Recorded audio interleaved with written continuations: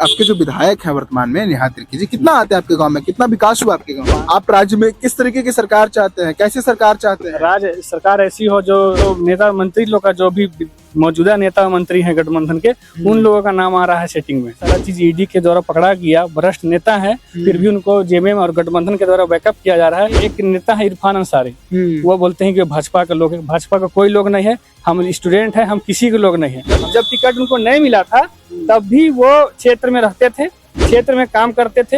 हिंदू, मुस्लिम, सिख, ईसाई जितने लोग थे सारे समुदाय के लिए काम करते थे। किसी भी पार्टी की सरकार बने, आप लोग की प्रमुख मांग रहेगी आदिवासियों के लिए? हम लोग गवर्नमेंट को उखाड़ के फेंकेंगे, चाहे वो कोई भी गवर्नमेंट हो। हम लोग अगर स्टूडेंट का और युवा का बात नहीं सुना जाएगा तो हम लोग। भैया आपका? आलोक कुमार। आलोक कुमार, आप इसी गांव से हैं? हाँ जी। अच्छा, आप बताइए कि आपके जो विधायक हैं वर्तमान में नेहा तिर्की जी, कितना आते हैं आपके गांव में, कितना विकास हुआ आपके गांव में? 5 साल में तो एक बार भी उनका दर्शन नहीं हुआ है हमारे गांव में।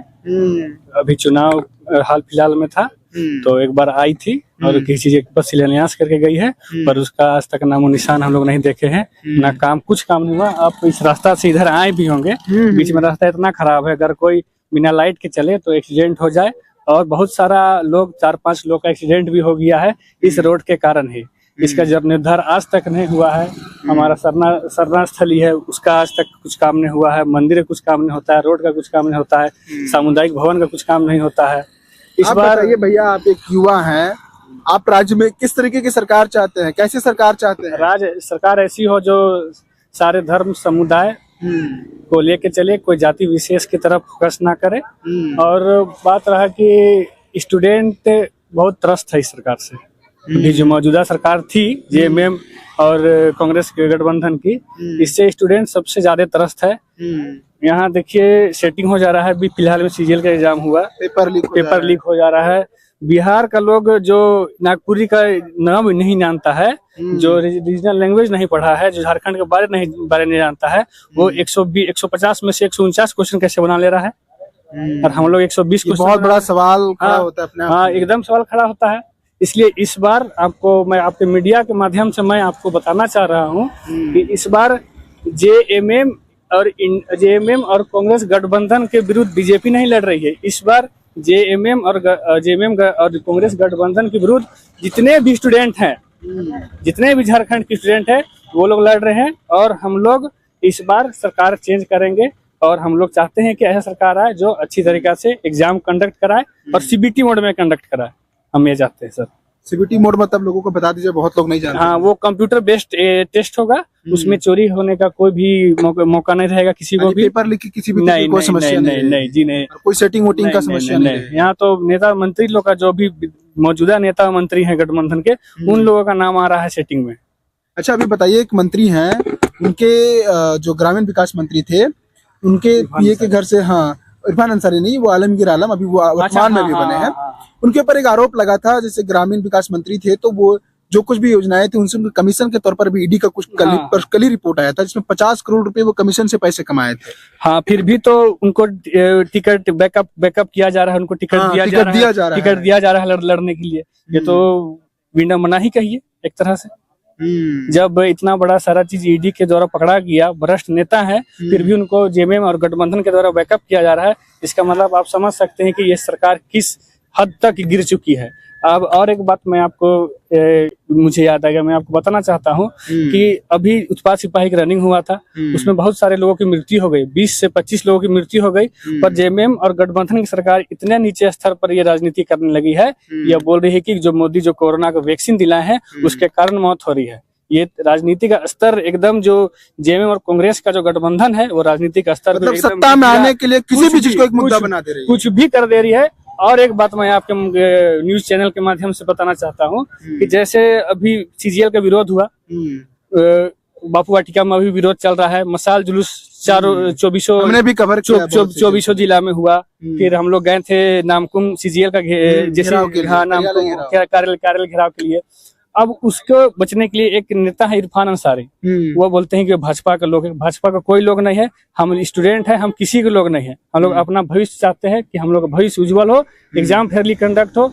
2013 से लोग तैयारी कर रहा है, 2014 से तैयारी कर रहा है, 2024 हो गया, इसी के ऐसा आश्रय में है लोग। फिर भी जो गवर्नमेंट है वो एकदम भ्रष्ट हो चुकी है, ये पैसा खाने वाली गवर्नमेंट है।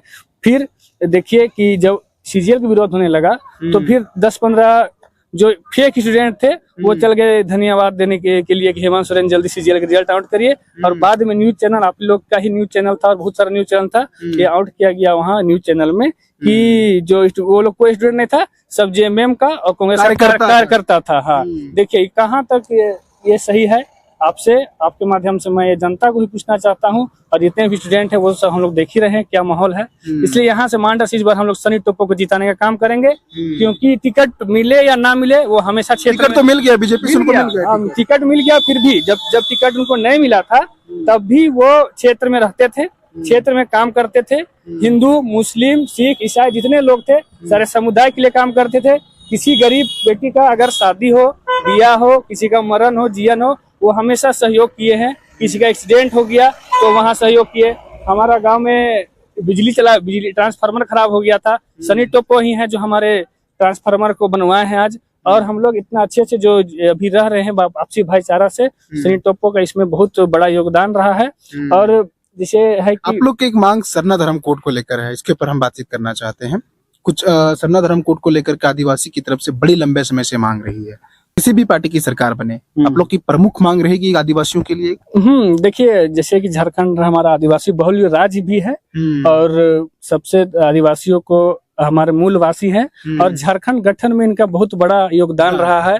बिरसा मुंडा हो गया, तिलका मांझी हो गए, सिद्धू कान्हू, चांद भैरव हो गए, ये लोग सभी हमारे झारखंड अलग राज्य बनने में और जो ब्रिटिश के खिलाफ लड़े हैं, तो इनका हमें सम्मान करना चाहिए और इन्हीं सम्मान के साथ हम लोग को आगे बढ़ना चाहिए। सरना धर्म कोड बिल्कुल सही है, वो उनको मिलना ही चाहिए।